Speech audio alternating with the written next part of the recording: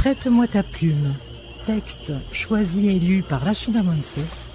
Prête-moi ta plume, émission réalisée par Soubir Ketani.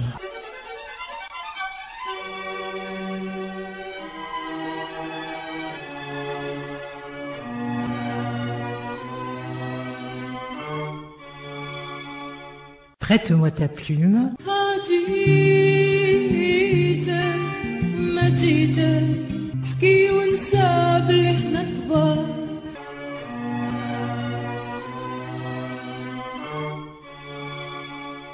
Bonsoir, amis auditrices, amis auditeurs, merci d'être avec nous ce soir encore pour écouter Le métier à tisser de Mohamed Dib, troisième volet de la trilogie Algérie, après La Grande Maison et L'incendie.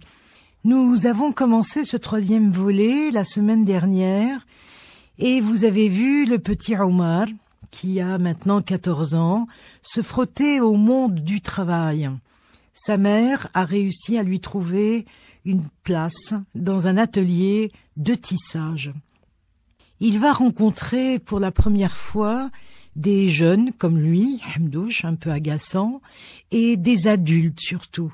Et auprès de ces adultes, il va commencer à deviner ce qu'est la vie des grands. Nous avions laissé Omar en discussion avec notamment un de ces vieux dont les autres se moquent, Routi Lamine. Et pour la première fois, Omar s'est senti exister dans cet atelier parce que Routi Lamine s'intéresse à lui et à sa famille.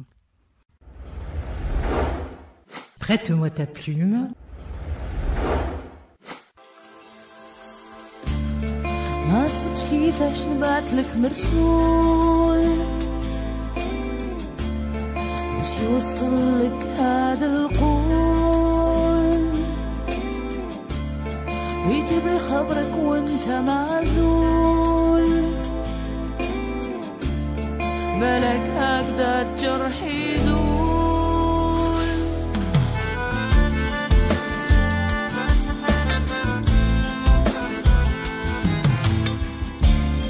ما صدق كيفاش نبعتلك مرسول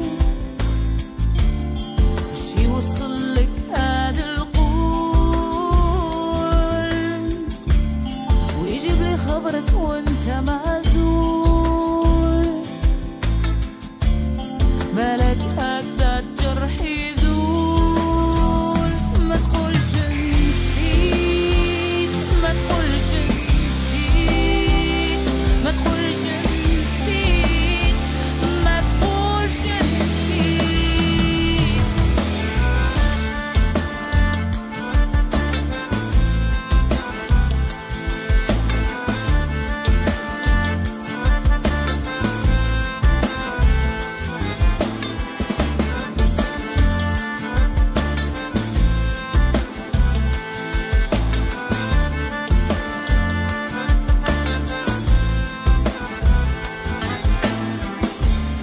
عرفت غيابك ما زال يطول وإذا كنت أنت المسؤول حبيت نخرجك من ذاك الهول وما نخليك في القفص مرهون ما تقولش نسيت ما تقولش نسيت ما تقولش نسيت ما تقولش نسيت ما تقولش نسيت ما تقولش نسيت ما تقولش نسيت ما تقولش نسيت ما تقولش نسيت ما تقولش نسيت ما تقولش نسيت ما تقولش نسيت ما تقولش نسيت ما تقولش نسيت ما تقولش نسيت ما تقولش نسيت ما تقولش Cette nuit, l'insomnie s'était jetée sur lui ainsi qu'une bête fauve. Tout n'était pas encore endormi. De la rue montaient des rires, des conversations. On entendait aussi, venant d'une grande distance, les notes d'une flûte plaintive. Plus près, dans la ruelle, un soulard faisait des tentatives pour reprendre jusqu'au bout une chanson traînante sans gaieté. Mais la voix épaisse et grasse revenait chaque fois aux mêmes mots, ânonnés avec obstination. Je suis resté seul, tout seul, en tête-à-tête avec moi-même. À la dernière parole, le chanteur s'interrompait et l'on croyait qu'il renonçait à continuer plus avant, tant cet arrêt se prolongeait. Puis il recommençait, et c'étaient les mêmes paroles. Omar n'aurait su compter depuis combien d'années il entendait cette voix avinée à la même heure. C'était Mohamed Charrak, qui s'enivrait et venait ainsi chanter chaque soir. Je suis resté seul, tout seul, en tête-à-tête avec moi-même. Le silence grandit. Tout dormait à présent, sauf cette voix entêtée. Elle bégayait avec le morne espoir d'arriver à la fin de la chanson. Omar s'assit sur sa couche, contempla le ciel par la porte ouverte. Il faisait clair comme en plein jour. Il alla s'installer sur la galerie qui bordait leur chambre et se mit à dénombrer les étoiles noyées dans une blancheur laiteuse. Il ne pouvait plus s'arracher à la fascination de cette nuit si brillante. Les yeux grands ouverts, lavés de frais, il examinait les carrures opaques des bâtiments qui s'érigeaient dans le voisinage. Puis, vite, ses regards remontaient vers la source caressante du ciel, où se débattaient les étoiles, et il pensait « Je ne sais plus ce que je suis. » Charrak ne chantait plus. L'homme parlait à présent d'une voix grave et basse. Omar pensa à Okasha, se demanda où pouvait bien être à cette heure le tisserand qui avait préféré abandonner le métier et prendre le bâton et la besace du pèlerin. Omar pensa ensuite à Hamid Sarraj. Depuis que celui-ci avait été enfermé dans un camp, on eût dit que la voix de tout un peuple s'était tue. On ne voyait plus que des foules muettes et qui avaient peur. Elles devenaient tout à coup sensibles à un danger qu'elles avaient jusqu'à présent ignoré. De plus en plus les gens se méfiaient. Tout à coup, il fut pris d'un frisson. Une fraîcheur pénétrante avait parcouru l'espace. Omar ramassa l'oreiller sur lequel il s'appuyait et rentra dans la chambre peuplée par les respirations régulières, paisibles, de ses sœurs et de sa mère. Il s'étendit sur sa couche et s'endormit, veillé par cette nuit si sereine et si belle. Le lendemain, il avait eu soudain le désir d'aller se baigner dans la petite rivière de Safsaf. Depuis combien de temps n'y avait-il pas été déjà? 2 ans, peut-être? Ah, il retrouvait la campagne avec plaisir. Novembre brûlait ses cierges tout en haut du ciel. Dans l'immense flamboiement de l'après-midi, les terres couchées à perte de vue vibraient doucement, légères comme si elles s'apprêtaient à se dissoudre en fumée. À cet endroit, la rivière s'élargissait, coulait paresseusement à l'ombre de gros térébinthes, entre des touffes d'herbes sauvages. Une vaste quiétude emplissait l'espace sillonné de bruits lointains, qui faisait teinter l'air. L'oreille bercée par ce murmure indistinct, Omar n'en percevait rien. Il somnolait, couché sur le gazon, après avoir longuement barboté dans l'eau. Pourtant, alentour crissaient les cigales, et ce grincement à la longue fondait dans la plénitude sonore environnante, se déversait dans ses membres, lui ôtait toute conscience. Le ciel était d'étoupes grises. Omar retourna à l'eau. Subitement, la vibration têtue qui creusait l'air depuis un moment crut. Elle devint un bruit qui prit possession de toute la campagne. Cela semblait provenir du fond de la terre. Un instant après, c'était l'horizon qui était ébranlé. Debout, dans l'eau, Omar tendait l'oreille. Au bout de quelques secondes, il sortit de la rivière.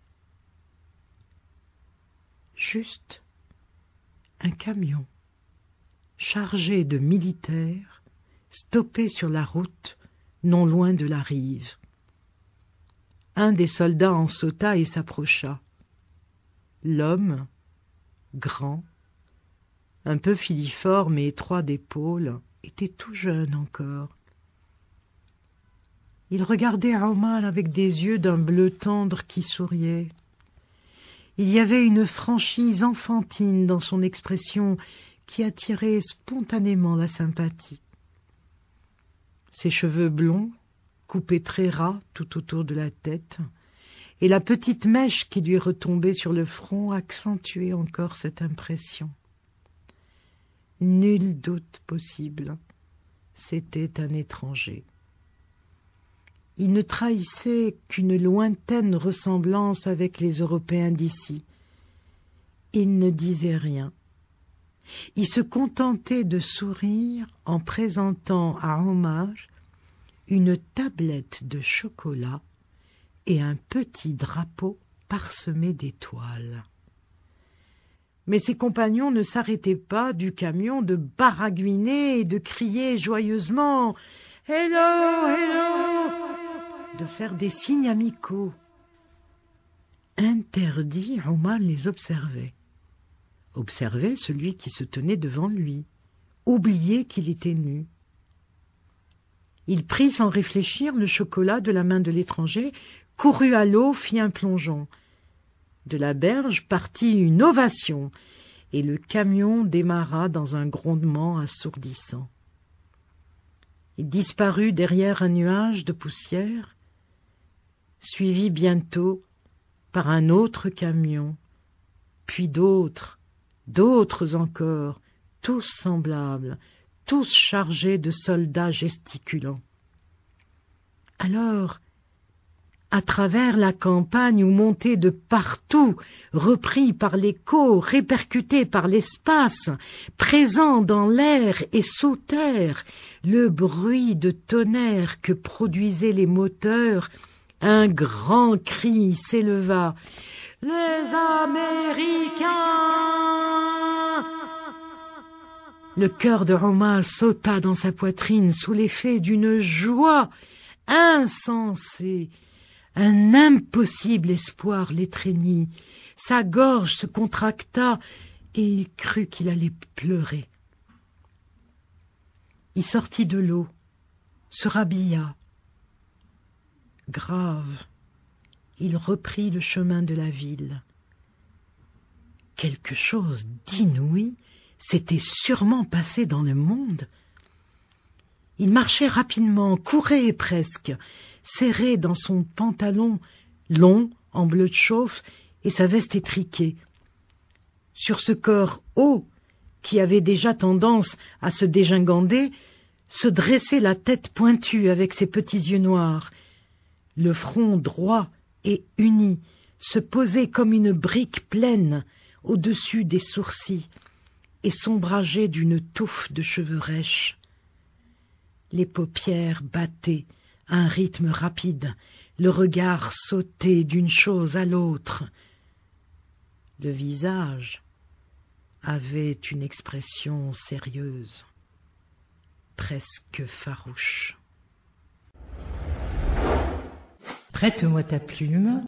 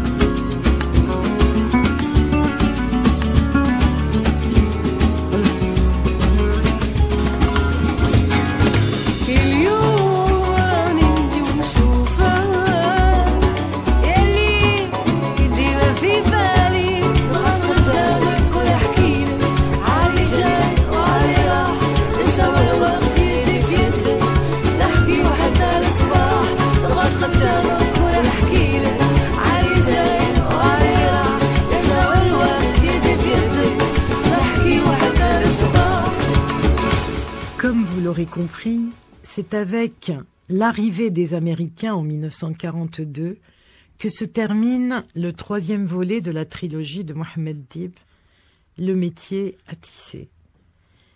Écrit en 1956, ce texte parle encore aujourd'hui.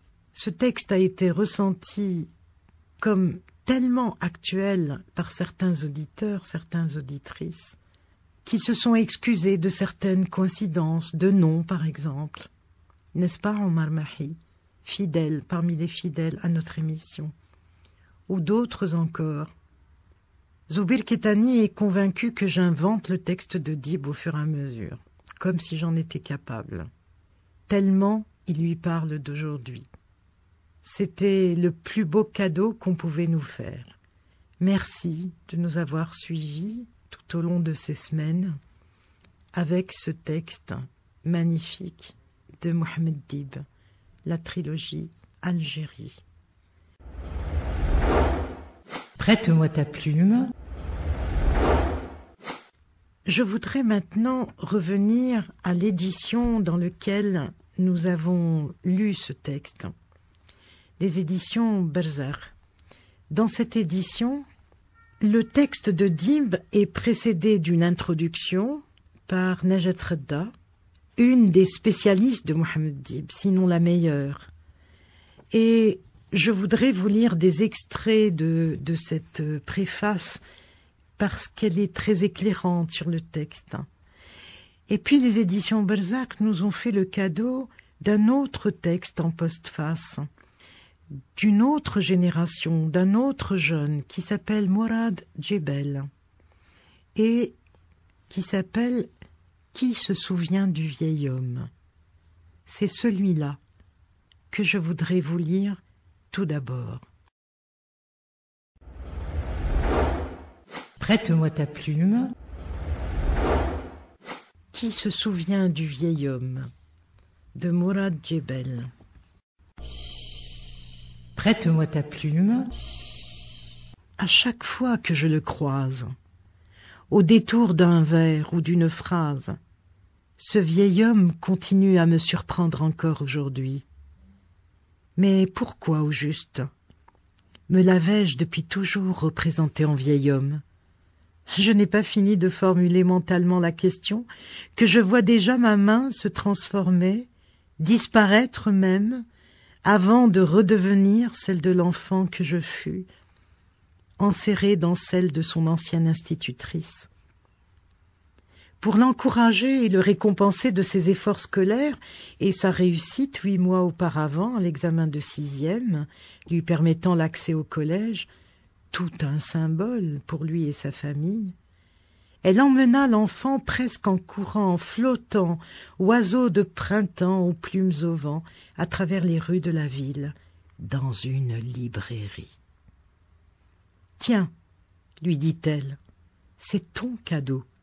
2 livres, 2 auteurs, 2 pères fondateurs qui comptent tellement pour moi. » Attentif d'abord au support, à l'objet, qui eux ne requièrent aucune concentration particulière pour les appréhender, l'enfant, sujet à une confusion momentanée, crut qu'ils étaient les 2 exemplaires du même livre, tant leur couverture était similaire.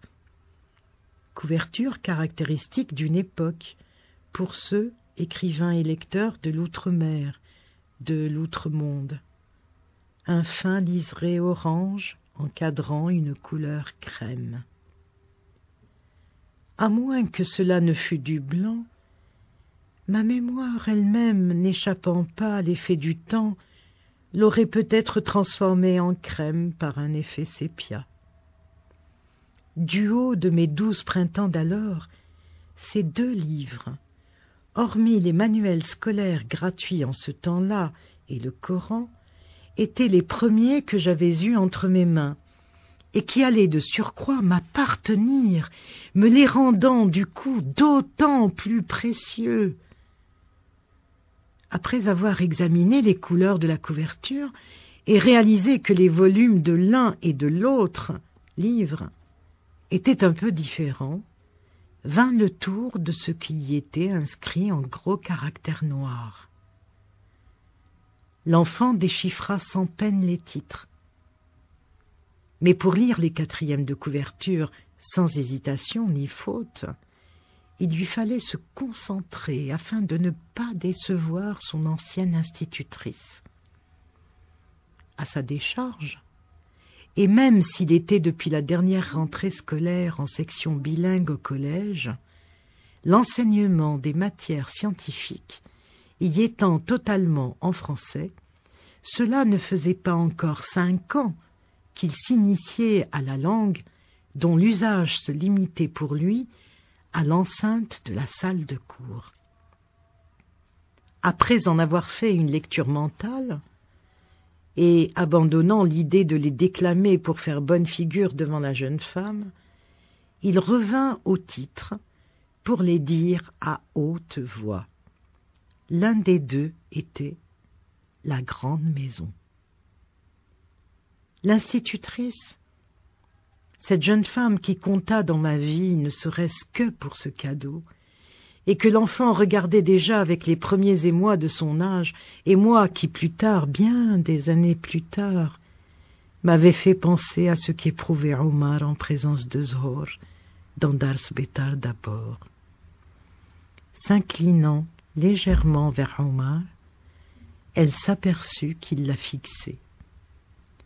L'enfant se sentait secrètement lié à ce corps de femme. Une douceur sourde s'amassait en lui, qui finit par faire place à un dépaysement. Brusquement, il éprouva une sécurité jamais connue et qui lui semblait familière. Singulière sécurité, puisqu'il ne tarda pas à ressentir un malaise qui se changea vite en angoisse. Puis, dans Bni Boublen, il lui souleva la robe autant qu'il put jusqu'à ce qu'il vit le renflement des seins. L'image d'un cheval traversa brusquement son esprit à la vue du ventre nu de Zohor, un cheval somptueux et de nature mystérieuse et quelque peu funeste, mais c'était un animal qui lui permettait tous les espoirs.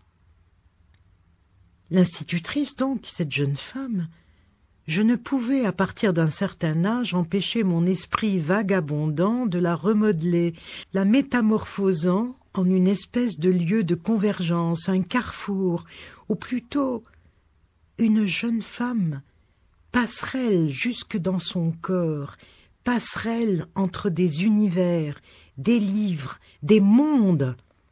Elle était à l'origine de la rencontre entre l'enfant et le vieil homme.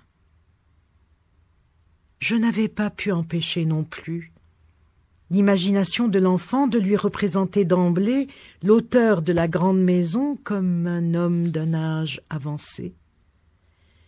La vignette photo sur la couverture n'y changea rien.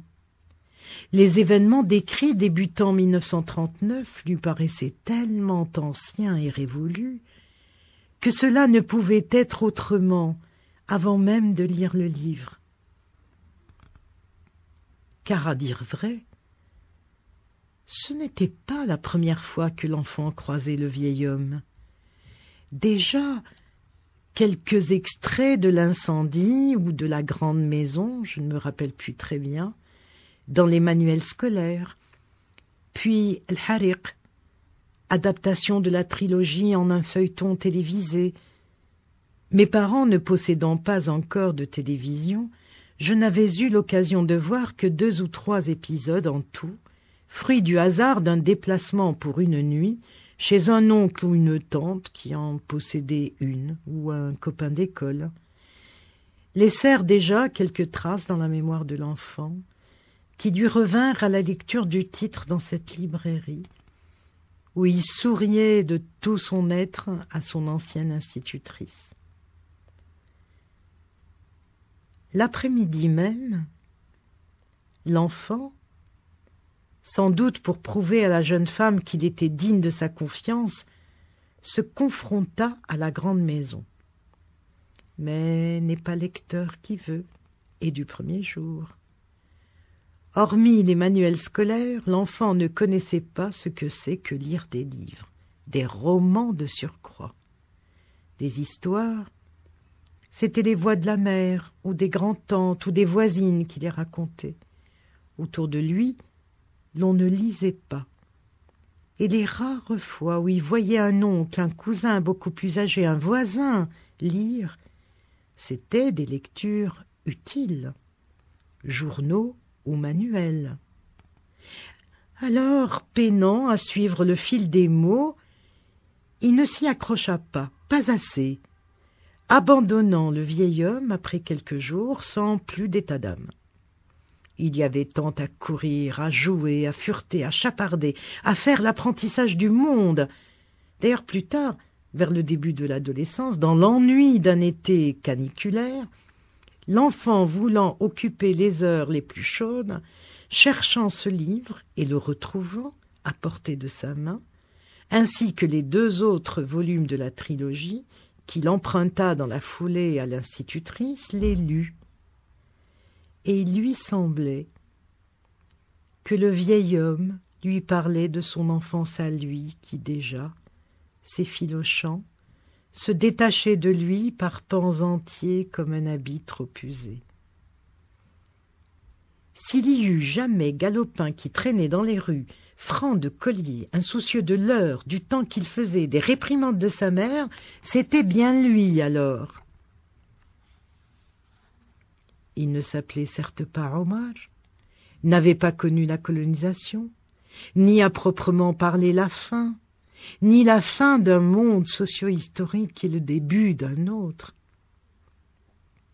Mais la perte de l'enfance le rendait plus réceptif à tout ce qu'il a restitué, même pour un instant éphémère. Ainsi, marchant aux côtés du vieil homme, nombre d'après-midi, l'enfant ne fut que plus sensible à cette musique que seul le verbe peut parfois produire, d'autant plus sensible qu'il avait déjà, lors de son avant-dernière année au collège, joué un tout petit rôle dans une pièce de théâtre pédagogique et qu'il s'était aussi essayé pour la première fois à l'écriture de ce qui lui paraissait être un poème, suite à une émotion aiguë provoquée par un événement passager. La sonnerie retentissant pour annoncer la fermeture automatique des portières après un arrêt dans une quelconque gare m'éloigna à contre-cœur de l'enfant, sans tout à fait me ramener à la case de départ, à ce wagon presque vide où je suis assis, accolé à la vitre, me laissant de nouveau dans cette espèce de sas transitoire, n'ayant pas encore une idée précise de quelle va être la teneur, la nouvelle étape de cet autre voyage. Juste un faisceau de sensations obscures qui réapparaît en moi, une brume à l'aube du monde qui monte de la profondeur d'un vallon, la même que tout à l'heure. Quand le train s'est ébroué une dizaine de minutes plus tôt, faisant grincer sa lourde carcasse et ses rouages mécaniques pour entamer sa course, le trajet relativement court que ce voyageur comptait franchir à son bord, quelques dizaines de kilomètres de banlieue tout au plus, s'est doublé d'un autre. Ce n'était plus un simple intervalle géographique qu'il allait parcourir, mais une distance spatio-temporelle beaucoup plus vaste qui ne s'encombre d'aucune réalité. Il est attentif à tout indice ou signe qui se présente à lui, puisque cette somme de réminiscences éparses et éparpillées le long de sa vie perdure par ses ramifications à l'intérieur d'une part intime de lui, et par ses interactions alambiquées, réelles ou supposées, avec ce qu'il ne considère pas à proprement parler comme son travail au sens commun, encore moins une profession, mais auquel il consacre tout. Pour sauver sa peau, comme il se dit à lui-même, parfois, l'écriture. Est-ce le rendez-vous vers lequel je me dirige qui déclenche en moi le réveil de ces choses disparates? Un départ, ou plutôt un retour vers quelque chose de nébuleux et d'anguleux, ne se situant pas à une époque précise de mon passé, mais qui en jalonne plusieurs? S'interroge-t-il sans faire attention à la passagère qui vient de monter, s'installant sur le siège qui lui fait face. Sans doute. Mais ne dit-on pas que les voyages solitaires, aussi brefs qu'ils puissent être, facilitent le retour sur soi et l'émergence de mondes engloutis? Se poser cette question n'est en aucune manière une tentative de s'opposer à la suite de ce voyage parallèle.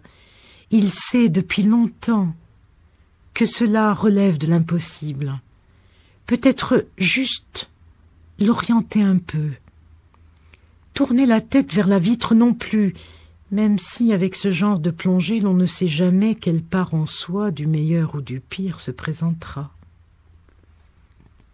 À peine ai-je regardé à travers le verre, par réflexe ou par habitude, la grisaille couvant ces tranches urbaines, négligée comme tout ce qui borde des voies ferrées, se cramponnant à chaque pan de mur, à chaque poutre en béton, à chaque tôle métallique, les portant en gestation presque, sans vouloir pour autant les céder à la vie, à la caresse d'un léger rayon de soleil, au souffle d'une brise tiède d'un printemps qui devrait déjà être là.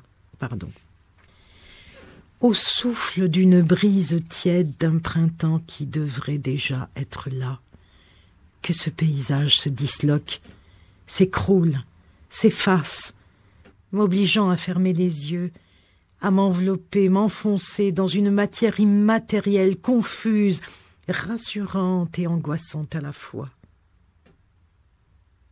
Le rythme du train, en reprenant, entêté, sa vitesse de croisière, aidant, mon attente dans ce sas de transition que je voulais la plus longue possible, m'évitant ainsi par sa nature confuse de tomber sur un écueil trop aigu, n'a pas tenu la durée. Pas assez, avant que cette matière ne commence à se décanter d'elle-même à son tour pour me happer, m'engager dans des voies souterraines, me choisir une destination, m'ouvrant une seconde fenêtre. J'aurais préféré glisser de nouveau vers l'enfant, devenu amplement adolescent, le revoir dans ses rencontres, retrouver le vieil homme, parfois juste pour une nouvelle, au café, ou à l'angle d'un mot, d'un verre, sous une ombre gardienne, ou autour de la flamme d'une strophe, d'un feu beau feu. D'autres fois discutailler ferme et s'opposer à Dieu en barbarie, surtout quand il se double d'un maître de chasse. Mais cette fenêtre-ci n'a ni la précision de la première, ni ces quelques illusions sur un âge supposé d'or, l'enfance et ses prolongements tardifs dans l'adolescence. Je me regardais ne plus être l'enfant. On aurait pu dire que j'avais à présent 20 printemps, ou peut-être 25, ou les deux à la fois, la mémoire ayant ses propres cheminements aléatoires. On aurait pu dire que le jeune homme, malgré son immobilité dans une chambre depuis plusieurs semaines, jour et nuit, était en train de courir. Je noircissais de temps en temps des pages et je courais dans ma tête et mon cœur à me rompre le souffle. Courir pour refuser le désert absolu en soi, courir dans les vapeurs opiacées à en oublier tout le réel, courir entre les pans en cristal, les murs d'un amour, de l'amour, qui s'effondra sans crier gare, courir sur les orbites d'un monde qui entamait son suicide, se laissant engloutir par les Vorasques, par une guerre qui surgissait comme un séisme des profondeurs de la terre, courir dans les rues pentues d'une ville, comme un défi topographique qui glissait vers son gouffre géniteur.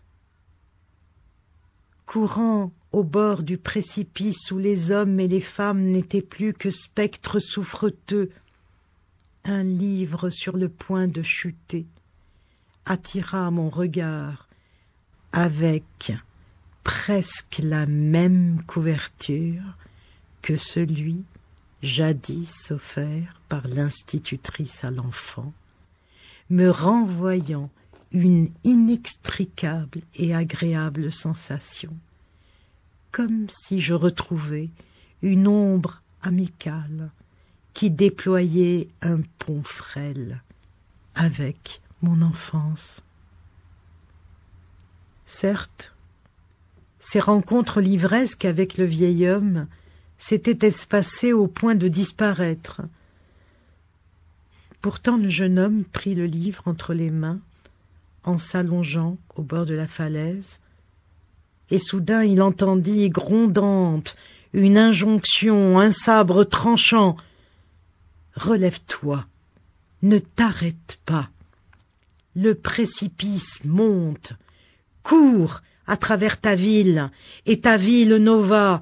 Cours à rompre les espaces, les lieux et les règles romanesques. » Il ne savait pas d'où venait l'injonction. Peut-être était-ce la voix du vieil homme, empruntant le timbre du jeune Ibn Zohar qui en était l'origine. Il porta ses yeux sur le titre et, redevenant enfant, il le lut à plusieurs reprises à l'intention de lui-même, puis, hurlant presque comme pour défier le gouffre dans cette nuit de transe sanguinaire, court sur la rive sauvage. L'on ne sait d'où lui est venue la force de se relever. Angoisse pour angoisse, le jeune homme allongea ses foulées, page après page, avec Zohar dans sa quête, regardant se dédoubler la femme aimée, Radia et Hélé, ou peut-être Yasmina, et il ne voulait en aucun cas arriver à la dernière page, quitter le vieil homme et retrouver l'odeur de décomposition qui l'entourait, mais elle vint à lui avec cette question lancinante. Quel univers est-ce la quête? Faut-il toujours un effondrement pour qu'il y ait quête?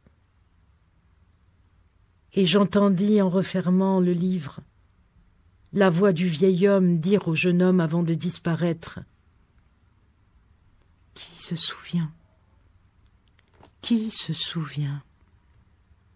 Il n'en fallait pas plus pour qu'en moi monte une odeur iodée malgré le souffle de la guerre, une odeur de la mer et...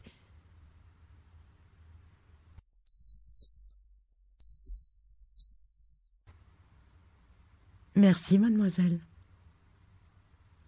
Patientant quelques instants, le temps que se dispersent les quelques voyageurs, et avec eux, la jeune femme qui le tira de sa rêverie, il se dirige vers l'unique voiture qui attend encore devant cette gare de banlieue. Après les présentations et les salutations d'usage, il s'y engouffre à son tour et moins de 10 minutes plus tard, le vieil homme, l'ayant conduit chez lui ouvre la porte de son appartement et l'invite à le suivre. Après lui avoir envoyé un exemplaire de son premier roman, lui-même étant devenu écrivain ou écrivant, c'est selon, et suite à un échange de courtes missives, ils avaient convenu de ce rendez-vous au téléphone. C'est la première fois, et elle sera la dernière, qu'il rencontre le vieil homme dans la réalité. En franchissant le seuil, j'ai su tout de suite que j'étais dans la maison de Natik. S'asseoir comme un inconnu, poser les mains sur la table, du regard simplement demander asile et permission, user du pain et du feu qu'on n'a pas fait soi-même, ramasser les miettes à la fin pour les porter aux oiseaux, ne dire qui l'on est, d'où l'on vient ni pourquoi, réserver la parole à autre chose et mettre sa chaise à la fenêtre. Voilà. C'était le texte de Mourad Djebel qui s'appelle « Qui se souvient du vieil homme ». Et vous conviendrez avec moi que ce texte est bouleversant pour plusieurs raisons. D'abord, pour qui connaît Mourad Djebel, l'authenticité de ses souvenirs, de son récit, des allusions pudiques qu'il fait à l'enfer qu'il a traversé. Et puis surtout, parce que l'écriture à laquelle il s'essaye dans ce texte fabuleux, c'est l'écriture du vieil homme, c'est la même musique. Et pour ça, bravo Mourad. Prête-moi ta plume. Merci de nous avoir écoutés tout au long de ces soirées, d'avoir partagé avec nous ce texte de Mohamed Dib, Algérie, composé de la grande maison, l'incendie, le métier à tisser. Merci. Prête-moi ta plume.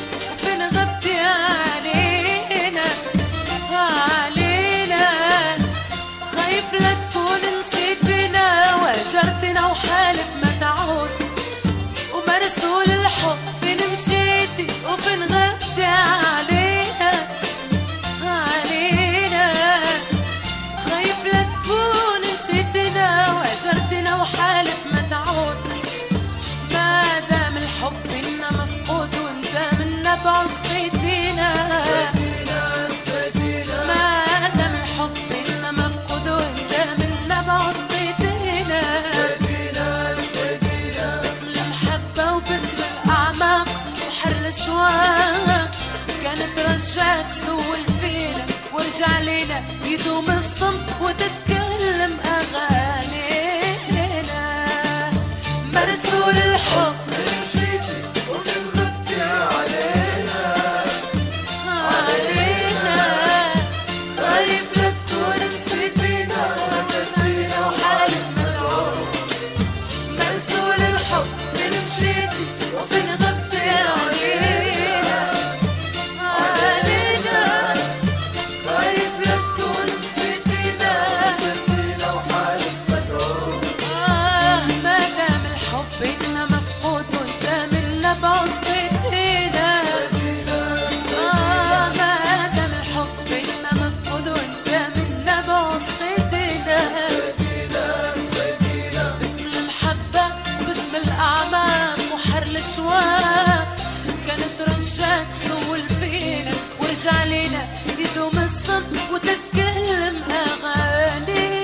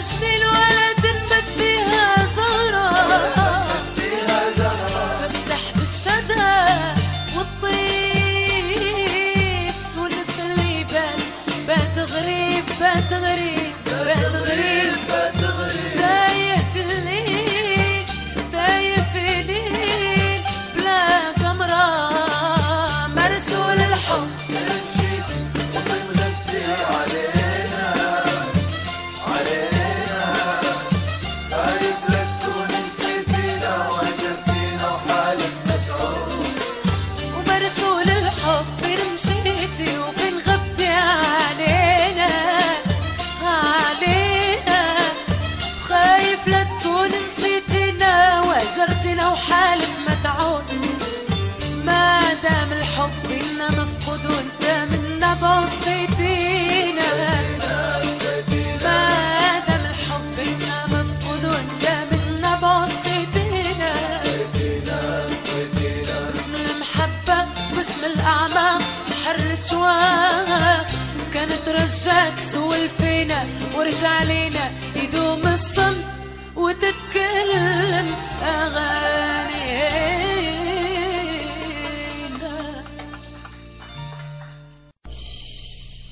Prête-moi ta plume.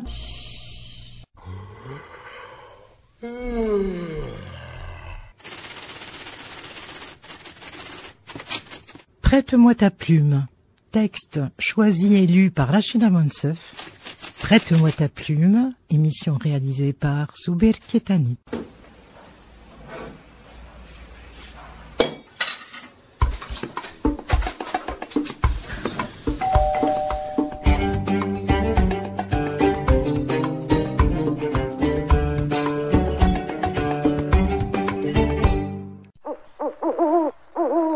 Prête-moi ta plume.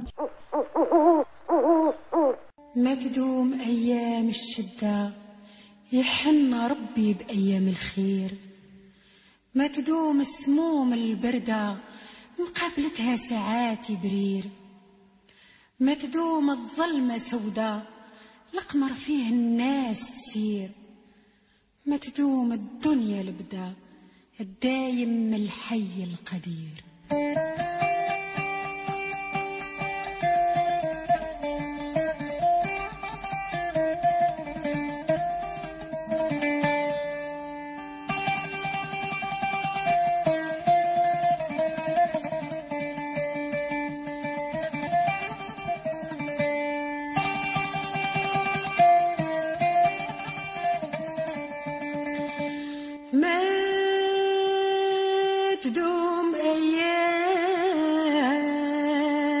الشدة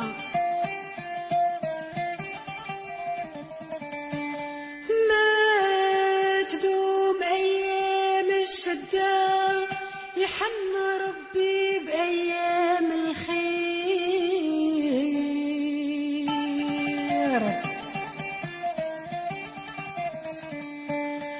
ما تدوم سموم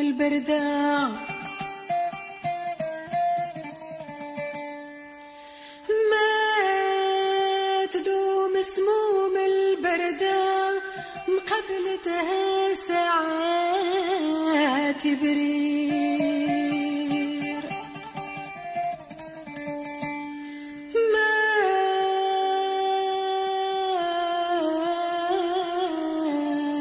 تدوم الظلمة سوداء ما تدوم الظلمة سوداء القمر فيه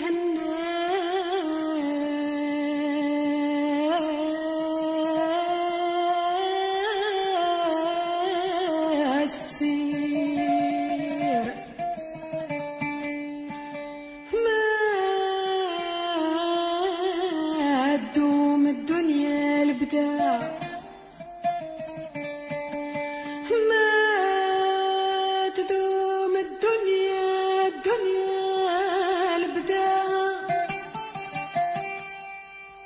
ما تدوم الدنيا البدا